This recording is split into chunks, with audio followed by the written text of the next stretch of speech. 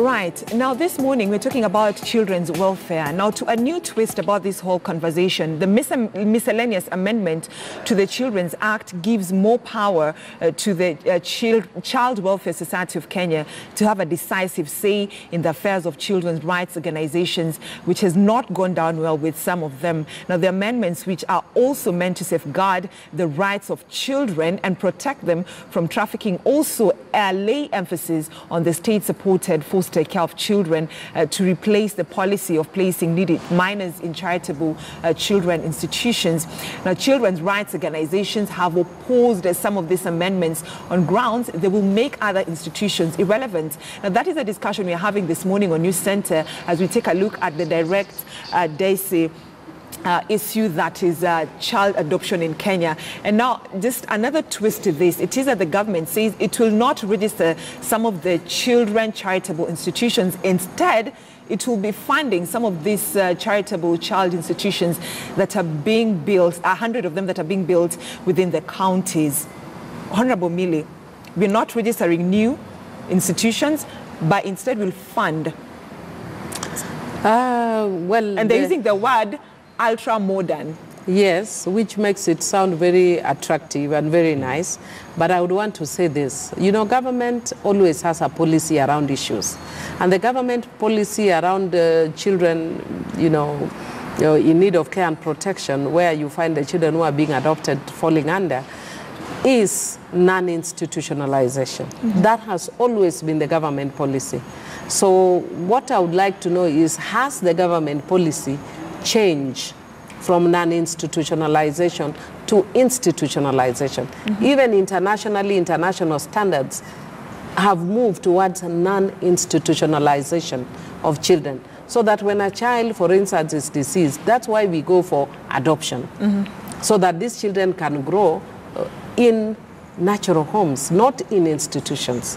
That's why we go for foster care even as they are waiting to be adopted, so that they are not in institutions. Mm-hmm. Okay? Mm-hmm. So what I would like to know is, when did the government change from non-institutionalization to institutionalization? Mm-hmm. And then when you institutionalize, it means there will be overheads. Mm-hmm. Not, first of all, we'd have to invest in infrastructure of building this 100 ultra-modern institutions. Then there are overheads, the recurrent costs.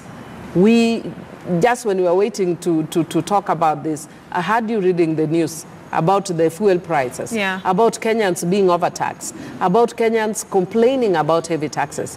And elsewhere, I was talking earlier today, and I said that we need to relook at our budget. Mm-hmm. And some of the costs that we are putting in that budget cannot be justified at all. Mm-hmm. One of them is this, doing ultra-modern bodies to institutionalize children. Mm-hmm. I think there's a lot of things that the children's sector need, but institutionalizing children in all these counties is not one of them. It sounds very attractive. Whenever somebody says, I want to do something for children, it's one of the things that everybody will support. Children, everybody is always supportive of issues around children, even without interrogating, whether it's cost effective, whether it's towards the best interests of the child. And I think this is one of the things we need to relook at, whether we are doing a shift in policy on institutionalization or not institutionalizing children. So as a member of parliament, you're saying you are not aware of this whole... No, I was not aware. Okay.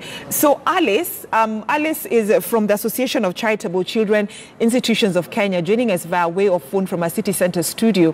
Alice, you've heard what Honorable Milia said, that as a member of parliament, she really doesn't have an idea of this whole building ultra-modern charitable child institution in counties. Why are you aware of that? Yes, we last year in November 2017, the former cabinet secretary in the Ministry of Labour gave a moratorium for non-registration of the new CCI in the country. So our member organization went sought audience with the PS And from the discussion, she was able to tell us that the government is building ultra-modern institutions all over the country through the child welfare. And currently, there are some going on that is in Nanyuki, in Ruai. Some are supposed to hold as many as 1,000 children. And when you look at the setup of of those institutions, you wonder whether they are actually an institution where you can hold 1,000 children. On the other hand, the government, that is the Children Department and the National Council of Children's Services, they have not been able to register or even to renew charitable children institutions since October 2016, since the National Council has not been instituted since then. So as we talk, the status quo remains. Children are being put in charitable children institutions that are not being registered or are not being renewed.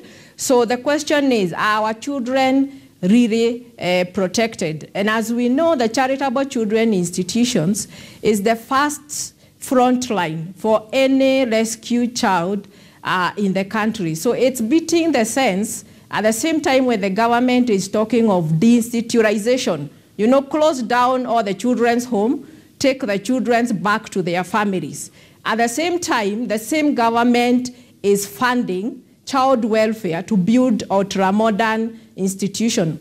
Why don't we use the same money, strengthen the existing institution like National Council of Children's Services, Children Department, the Charitable Children Institution, and be able to monitor, regulate, and improve on the quality of care that is provided to these children. Okay, Alice, you've talked about something very serious, that some of these children are living in institutions that are not registered, which clearly it brings the issue of illegality. Yes. The operating illegally. Yes. And the other, yes, as you clarify that, the other question is, so why is the government not registering some of these charitable children institutions? So who owns some of these institutions that the government does not want to register? I think among our members, ASIC is a member organization of charitable children institutions that have been legally registered by the National Council of Children's Services. And among our members whose certificate have expired, because our certificate for CCI is valid for 3 years, after which you are supposed to renew through the Area Advisory Council and then the National Council of Children's Services. Many have forwarded their certificate to the National Council of Children's Services since 2016, but no renewal has taken over. Yet the government has been urging or has been accusing CCI of not wanting to register. But we have evidence with us of hundreds of CCIs that have pressed their papers for renewal, but they cannot be renewed. So we cannot understand who is behind all this. Secondly, there are some of the charitable children institutions that are known. Some have even been recommended by Area Advisory Council to be closed down because they are substandard. However, they are not closed down because of the political interference. Sometimes they are owned by who is who. So the status quo remain, and our children remain or continue to remain unprotected in those CCIs. Okay. Thank you so much, Alice Carrier. We shall be getting back to you later on. Mr. Kamenju, you've heard what Alice has said. Yes. They're operating illegally because the government decides we're not going to renew. Yes. And, you know, it's unfortunate because it's not to their fault. What they have simply done is that they have sought to comply with the law, but the one who should now be supervising them and offering the new licenses has failed to do so. Yet, you can see there are concerted efforts, or there's speedy efforts being made on the other end with regards to One Society. Mm-hmm. So that is why we feel that the sincerity or the well-intention of the amendments that are being taken to court, or the proposal to have CCIs, mm-hmm, new CCIs in the counties, may not be well-intentioned. Mm-hmm. From my experience, from the court experience, from time to time we find children's officers are not in a position to assess adoption families, mm-hmm, reason being insufficiency of funds. Mm-hmm. So it is funny that the same government that has money to spend on ultra-modern CCIs, mm-hmm, cannot be able to channel such funds to where it is immediately required with children's departments. And I suspect that that is still the issue adoption societies are facing. That yes, they have submitted the applications for fresh licenses because they are required to do so on an annual basis, but the adoption committee has not been in a position to respond to them. Now, the unfortunate bit is that with all this now, this is the confusion that now, unfortunately, has a very negative impact on adoption in the country.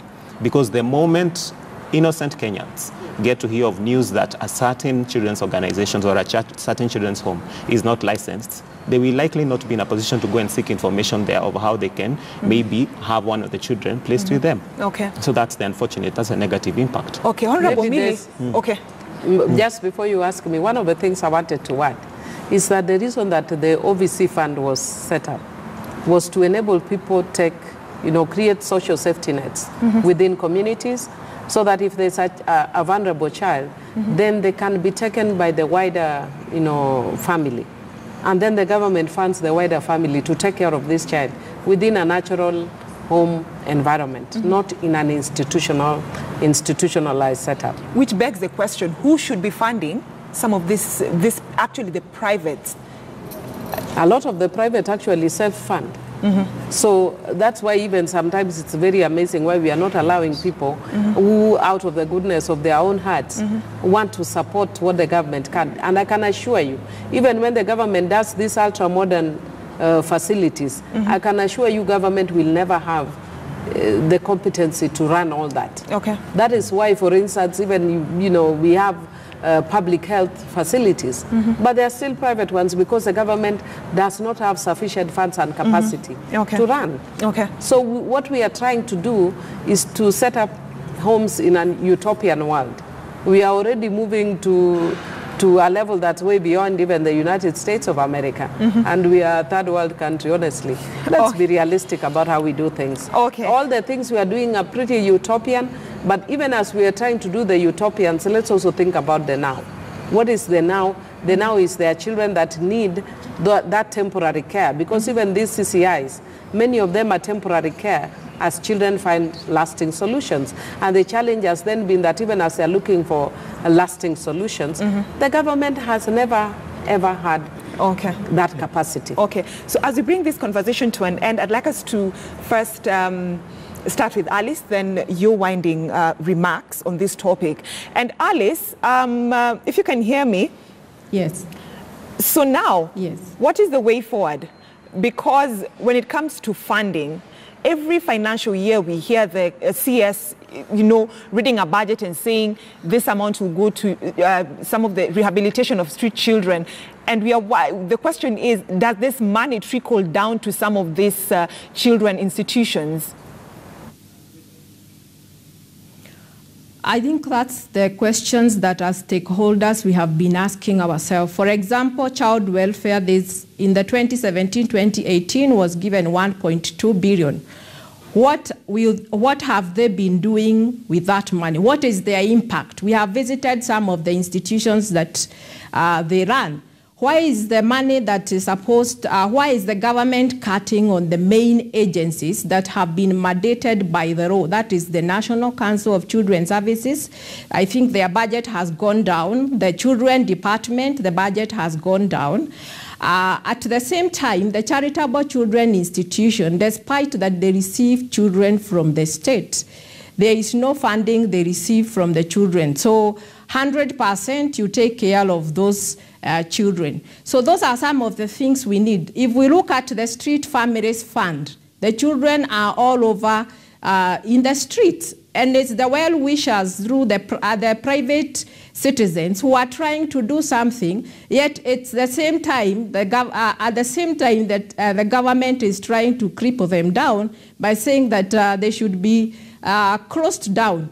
As an association, we believe that for sure every child should grow up in their family. But the state of our country is that at a particular point, some children have left their parental care for one reason or another, and temporarily has to be in an institution before they can transit into a family care.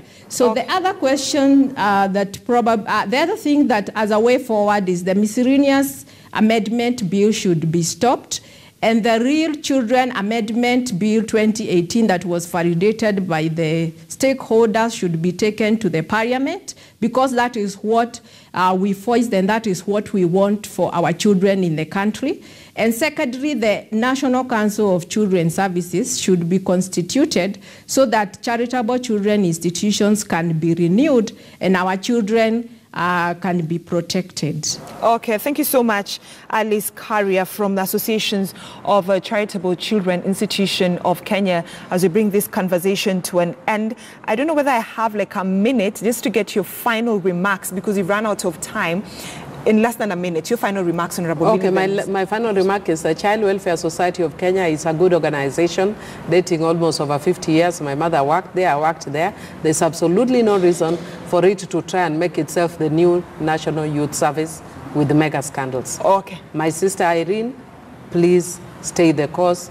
Put children's interests first. Okay, Mr. Kamenju. All hope is not lost. Adoption is still, which is something I'm very passionate about, is still a noble process. Okay. So any person out there who would want to consider it, please go ahead. We have sufficient laws to govern the process. So it is something that someone should feel comfortable and confident about. Okay. Yes. Ladies, thank you so much. That is Honorable Millie Odhiambo, Member of Parliament for Mbita. We've also been speaking to Advocate of the High Court, Roy Kamenju, and of course from our City Centre studio, we earlier on we were talking to Alice Karia from the Association of Charitable Children's Institutions of Kenya, just to try and shedding some light on this issue of children's welfare and children adoption in Kenya. So allow me to take a short break, but when we come back we still have a lot lined up for you here on KTN News Center.